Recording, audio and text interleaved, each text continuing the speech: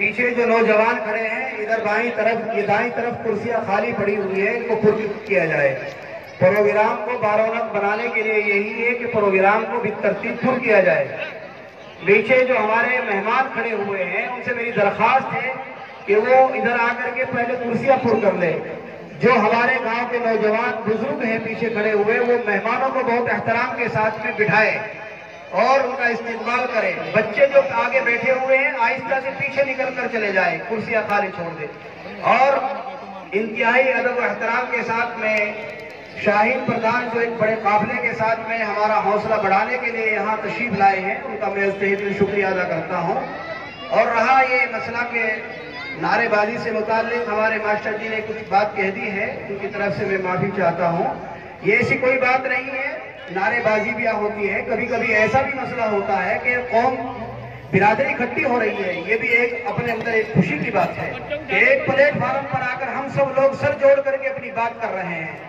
सब लोग अपनी कमजोरियों को तलाश करके उसका इजाला और उसका हल तलाश कर रहे हैं। ये भी एक हमारे लिए सबसे बड़ी खुशी की बात है कि बुनियादी जो पहला कदम इत्तेहाद और इत्तिफाक का, वो हम सब के अंदर पाया जा रहा है। आज अल्हम्दुलिल्लाह बिरादरी के हर गांव से सब जिम्मेदार और बाअसर लोग यहाँ देखने को मिल रहे हैं।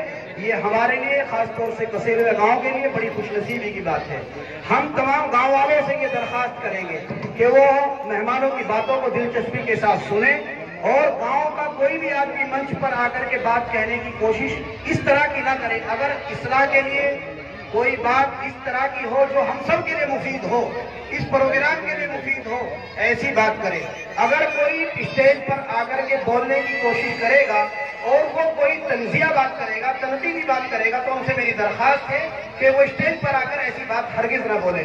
हम जानते हैं सब तरह के लोग होते हैं, सबके मिजाज अपने अपने अलग होते हैं और किसी भी अच्छा काम करने वाले के लिए मुखालिफ भी होते हैं, मुतरिद भी होते हैं। इसलिए अगर किसी को कोई तकलीफ है किसी अच्छे कदम से, तो वो स्टेज पर आकर के इस माइक के जरिए से परवेज आलम के ताल्लुक से, समाज के ताल्लुक से, बिरादरी के ताल्लुक से कोई ऐसी बात न करे जो दिल शिकनी का सबब बने, दिल तोड़ने का सबब बने। ये मैं बहुत ही एहतराम के साथ दरखास्त करता हूँ।